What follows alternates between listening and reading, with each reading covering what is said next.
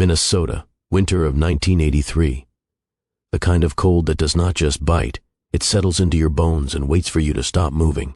The north woods were an ocean of white silence, the treetops heavy with snow that swallowed every sound. We were 3 days into a long-range cold-weather ranger exercise, routine on paper, miserable in reality, when everything started to shift. At night, the cold pressed against the tent walls like a living thing, and the forest creaked and groaned as if it were trying to speak. But that night, the forest finally did. I was on second watch, half fighting sleep, the moon barely shining through a layer of thin clouds, when something screamed deep in the trees. Not a wolf, not a man, not anything I could name. It started low and mournful, then rose into a horrible layered shriek, splitting into multiple tones that did not belong in any throat. Every hair on my body stood straight. My breath froze mid-exhale. Then the forest fell dead silent. Even the wind stopped. Behind me, I heard sleeping bags and fabric rustle.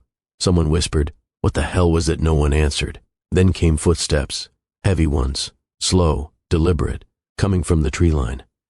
Something walked around our bivouac in a wide circle, each step crunching through ice-crusted snow with unnatural weight. It did not rush, did not break branches, did not even breathe loud. It just circled us, studying, counting, choosing. It paused right behind Captain Mitchell's bag.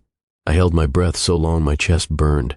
Then it moved again, completing the circle, and vanished back into the trees the exact same way it came, silently, like the woods swallowed it whole.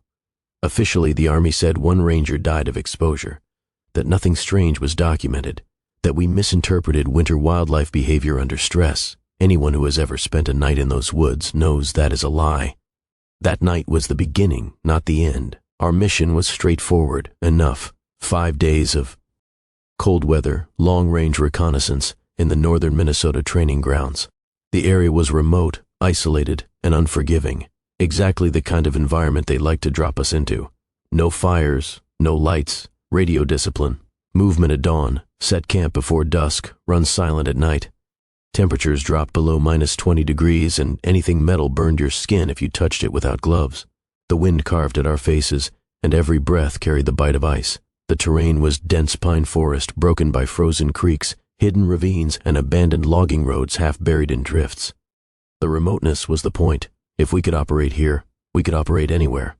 At the checkpoint before heading out, one of the local Ojibwe wardens warned us, "Stay out of the ravines, and do not answer voices after dark." We smirked and nodded. We should not have. Our team was a small ranger element, the kind meant for mobility over firepower. Captain Richard Mitchell led us, a tall, calm Vietnam vet who believed logic could overpower superstition. He ran tight formations, trusted procedures, and did not raise his voice unless the world was falling apart.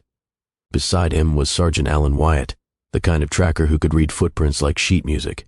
He'd grown up hunting in North Dakota and moved through the woods like he belonged there. Doc Hernandez kept the team patched up and entertained, a medic whose humor ran non-stop no matter how bad things got. Lawson, the skeptic, was the youngest, loud, restless, constantly joking because he hated silence. And then there was Corporal Thomas Greyhawk, half Ojibwe, quiet, observant, a man who watched the forest as if expecting it to answer back. He did not speak unless spoken to, and when he did, it was usually something worth listening to. The first 2 days went uneventfully. Snowshoes, navigation drills, silent camps, cold rations, short sleep. The forest was a wall of white stillness, the air dry and sharp. The only sounds were our breathing, and the distant cracking of trees freezing.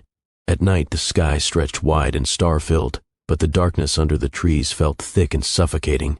You do not realize how alive a forest is until everything in it stops moving. The first sign came on day 3. We were crossing a frozen creek, snowshoes crunching on the thin frost layer, when Sergeant Wyatt suddenly lifted a fist, the stop signal. He knelt by the creek bed, staring at something in the snow. When I reached him, I froze too. Footprints, human-shaped, bare. The toes were long, thin, almost claw-like in the impressions. The size, easily 18 inches, maybe more. The stride was enormous, far beyond what any person could manage. Lawson laughed nervously. What, some naked Minnesota hippie doing laps? No one laughed with him. Greyhawk stared at the prints for a long time before muttering something under his breath. The hair on my neck rose. Mitchell crouched beside the tracks, looked for a long moment and forced a logical explanation. "Snow distortion," he said. "Sun melts, refreezes, stretches shapes. Keep moving." But the temperature had not risen above 0 in days. Nothing had melted. We hiked on in silence, but the woods felt heavier, like something had woken up. That evening our radio glitched the moment Mitchell tried to report the tracks. Static burst through the speaker, then nothing. We swapped batteries, no change. The radio would not transmit until he stopped mentioning the footprints. Coincidence, Mitchell said. Forced interference, ionization, cold, but the timing was too perfect, too specific. After sundown, strange whistles drifted through the trees. Long, slow, rising in pitch. Perfectly controlled, not wind, not animals. Something was imitating something else, something that listened to us and learned from us. Later that night, heavy steps circled our campsite again, just outside the edge of the moonlight. Crunch, crunch, slow, deliberate. I gripped my rifle tight, knowing the rounds inside were blanks for training. The cold felt sharper, almost burning. When the steps stopped, the forest fell silent. Then the scream came again, long, agonizing, filled with hunger. Morning brought more than prints. We found a deer carcass in the trees nearby. What was left of it, its chest cavity had been torn open like cheap fabric. Bones were splintered clean through, but not like they had been chewed, more like crushed. The ribs were cracked outward, the head twisted nearly full around, blood frozen in thick black streaks. Doc knelt beside it. This was not wolves, he said. This is... I do not even know. Claw marks scored the trees around us, long vertical gashes 8 feet high. Something tall, very tall, had marked territory. And then we smelled it for the first time. A sweet, rotting odor drifting on the cold air. It faded in and out like whatever carried it was moving, circling, watching. Greyhawk's voice was barely above a whisper. This is not an animal. We packed quickly, nobody argued. That night, everything escalated.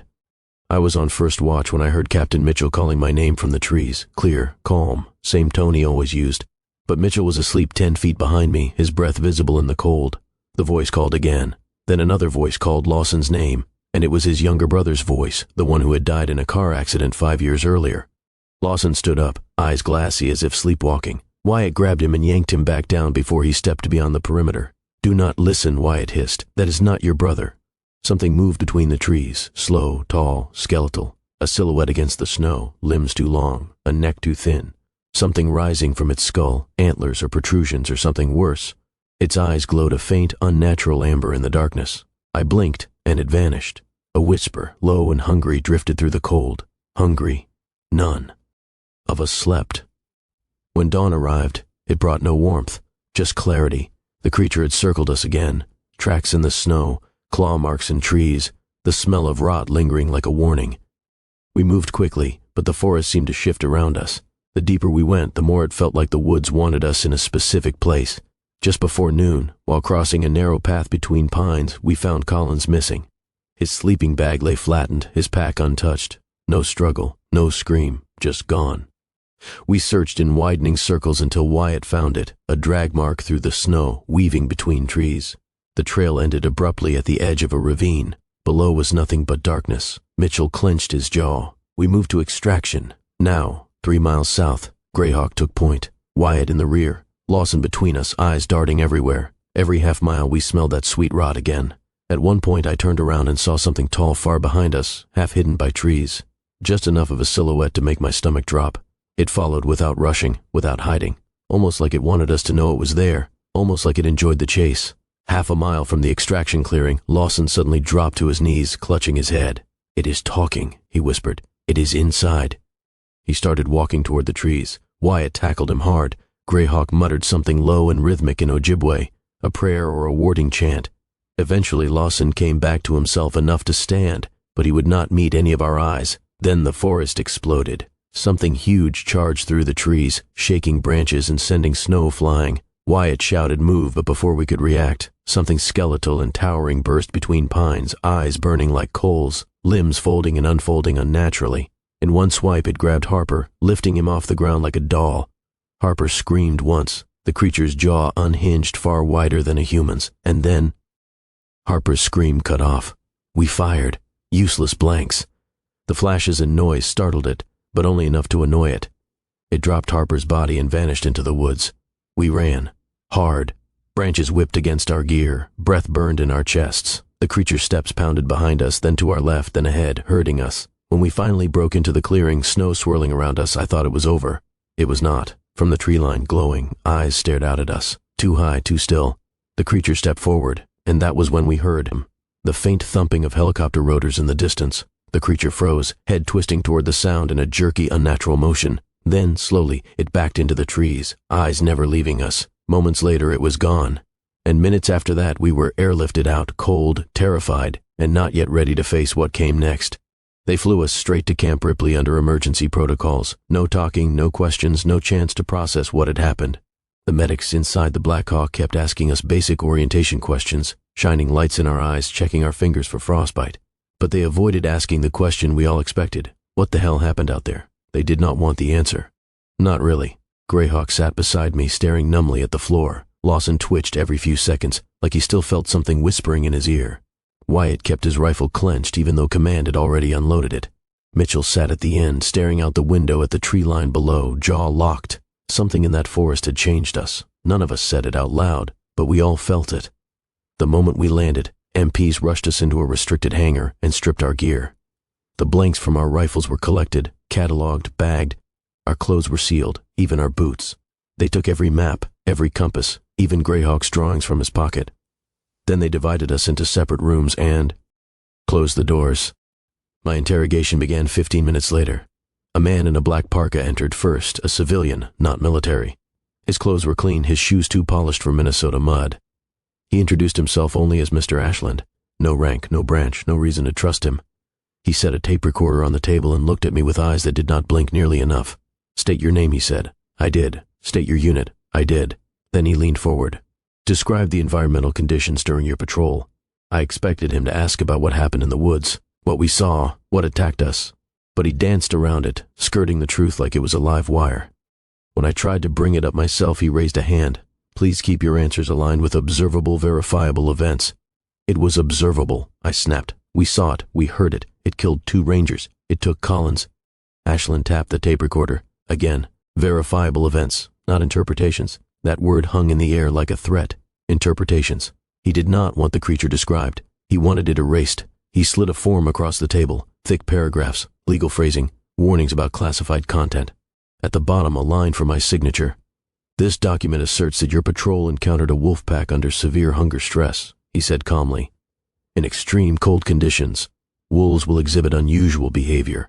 Your team misinterpreted these events due to fatigue, hypothermia, and psychological stress." I stared at him.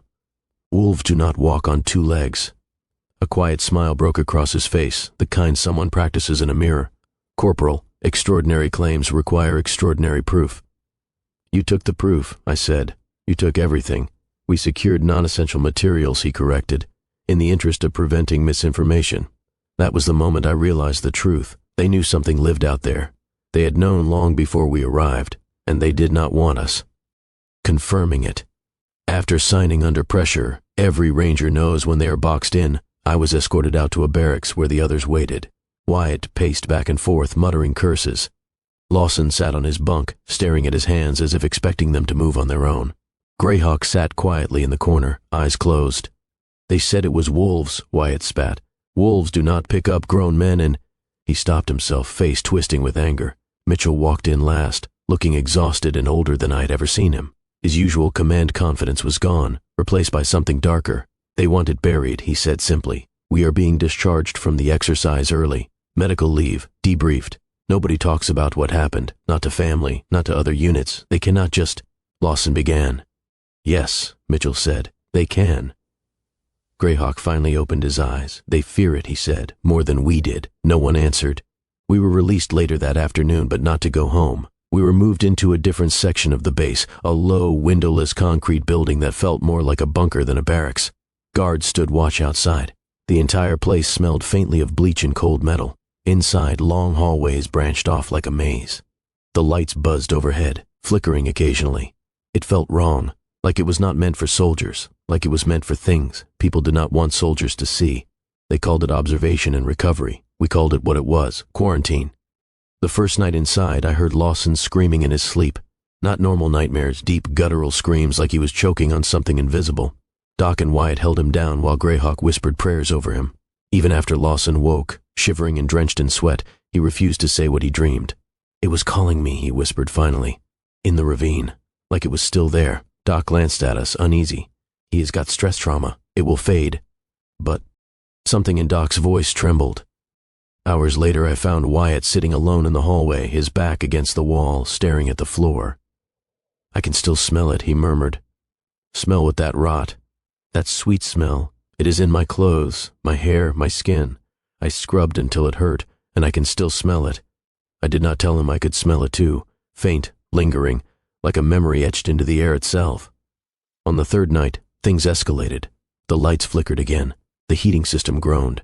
Outside, the wind howled like something alive, but it was not the wind that woke me. It was the whisper, a soft voice dragging out my name like it was savoring each syllable. "June." I sat up fast. The room was dark, the others slept, but the whisper returned closer. "Come outside." My pulse spiked. That voice, it was not random. It was my sister's voice. My sister who lived in Arizona. My sister who could not possibly be here. My sister who had not said my name in that exact tone since we were kids. I stood up before I even realized it. Something deep inside me tugged toward the door. A pull, like a hook in my skull. "Come, see me." My hand touched the door handle, and then a grip clamped on my wrist. Greyhawk. Even in the dark, his eyes looked sharp and alive. "Do not open that door," he whispered. I swallowed hard. It sounded like, "It is not her," he said. "It never was." His voice shook with something that terrified me more than the whisper, certainty. He gently pulled me back to my bunk. Then he whispered something low in Ojibwe, words I did not understand but felt. The room felt heavier, the air thicker.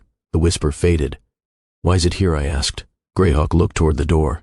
"Because once it marks you," he said softly, "it does not stop." He did not say the next part, but I felt it. It follows you. 2 days passed with no improvement, no word from command, no updates on Collins or Harper's families, just locked doors, medical checkups, and sleepless nights. Even Mitchell started pacing, something I had never seen him do before. Then, on the morning of the 5th day, everything fell apart. We were woken by alarms blaring through the hallway. Red lights flashed, boots thundered outside. The metal door to our barracks burst open, and 3 MPs rushed inside. "Stay inside," one shouted. "Do not leave this room. What is going on?" Mitchell demanded. The MP hesitated, long enough to tell us he was scared. "We have a breach," he said. Something got inside the building." Greyhawk stood slowly. "It followed us," he whispered. Then we heard it, the distant sound of metal twisting, screams echoing down the hall, a deep rattling breath that vibrated in my teeth. Lawson backed into a corner. Doc grabbed a metal chair like it was a shield. Wyatt checked for anything usable as a weapon. Mitchell positioned himself near the door, jaw tight. Another scream cut through the corridor, closer this time. The MPs in the hallway opened fire. The sound was deafening, automatic bursts echoing through the concrete structure. Something shrieked in response, a horrifying layered sound that made the air vibrate. Bullets clattered on the floor. Something heavy hit the wall. Then silence. Complete, total silence. Mitchell whispered, "We need to move." The MPs were gone. The hallway outside was dim, flickering red. The air reeked of copper and cold. We could see blood smeared across the walls, long streaks like something had been dragged. We moved in a tight column, Mitchell leading, Wyatt behind him, Doc and Lawson in the middle, Greyhawk and me in the rear. Our boots crunched on broken glass and shell casings. Halfway down the hall, we found what was left of one of the MPs, at least what was left that looked human. The body was twisted unnaturally, bones shattered, chest cavity cracked open, his face frozen in a silent scream. Doc gagged and covered his mouth. Lawson whispered a shaky, "Oh, Jesus." Greyhawk knelt beside the body, not touching it, just observing. "It is not feeding," he said quietly. "It is hunting. It kills to weaken the group, to chase us where it wants." Mitchell swallowed. "Where does it want us?" Greyhawk stood, expression unreadable. "Outside." The sound came again, closer. Heavy steps, slow, purposeful, as if it knew exactly where we were. We ran. The corridor opened into a wider lobby with windows looking out over the dark pines. The moonlight revealed the frozen ground outside, and thick footprints leading from the woods straight toward the building. The creature had not come through a door. It had climbed the wall. Mitchell pointed toward the emergency exit leading to the vehicle yard. "Move," we sprinted. Lawson stumbled. Doc dragged him upright. Wyatt kept glancing behind us, rifleless hands twitching. The emergency exit was chained shut. Of course it was. Mitchell grabbed a fire extinguisher and slammed it against the locking bar. Once, twice, the metal bent but did not break. Then we heard it behind us, a slow scraping sound, like claws dragging along the wall. Mitchell swung again. Come on. The metal shattered. The door burst open. Cold air slammed into us like a wall. We spilled outside onto the frozen ground, breath pluming in the air. Wyatt shouted, "Left! Motor pool!" We sprinted toward the line of Humvees. The full moon lit the yard in pale blue light. Behind us, the door we had just escaped through creaked open. Then a silhouette stepped out, tall, skeletal, glowing eyes fixed on us. It did not rush. It walked, slow, certain, enjoying the fear. Mitchell dove into the nearest Humvee, hot-wired the ignition like he had done it 100 times. The engine roared to life. "Get in," he shouted. We piled in, Lawson and Doc in the back, Greyhawk beside me, Wyatt riding shotgun. As the Humvee surged forward, I saw the creature step into the open yard. For the first time, we saw it clearly in the moonlight. Its skin was stretched thin across bones that were too long, too sharp, too unnatural. Its limbs bent at strange angles. Its ribs jutted outward. Horn-like protrusions curled around its skull. Its mouth hung slightly open, revealing rows of jagged teeth, and its breath fogged the air in long, hungry plumes. Wyatt stared at it, horror etched into his face. That is not human. Greyhawk did not flinch. It used to be. The creature tilted its head, and then it leapt. A blur of motion. It landed on the roof of the Humvee with a thunderous impact. Metal groaned. Lawson screamed. The entire vehicle shook as claws punched through the roof. Mitchell floored the gas. The Humvee fishtailed on the ice, engine roaring as it barreled toward the base gates. The creature tore at the roof. Its claws ripped through metal like aluminum foil. Its breath poured down through the opening, sweet, rotten, suffocating. Doc swung a metal wrench upward, smashing it against one of the creature's hands. The impact made a horrible cracking sound. The creature recoiled, letting out a sharp layered hiss. Mitchell shouted, "Hold on." He jerked the wheel, hard. The Humvee slammed sideways into a concrete barrier. The force knocked the creature off the roof, hurling it into the snow in a cloud of white powder.